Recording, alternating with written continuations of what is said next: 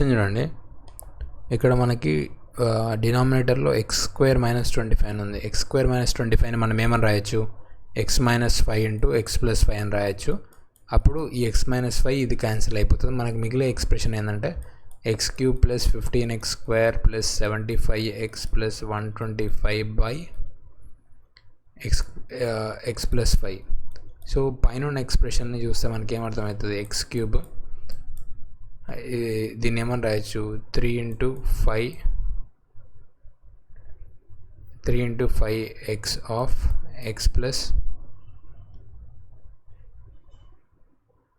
So మనకి a³ + b³ + 3ab of a + b format ఉంది.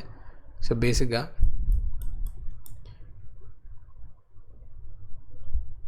ఈ 125ని 5³ అని రాయొచ్చు. సో ఇక్కడ మనకి 3ab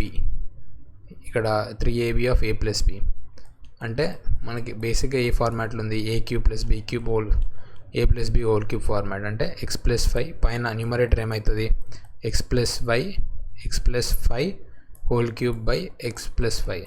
సో మనకు వచ్చేది ఏంది, x + 5 హోల్ స్క్వేర్ అంటే x² + 10x + 25. సో మన ఆన్సర్ ఆప్షన్ సి అవుతుంది.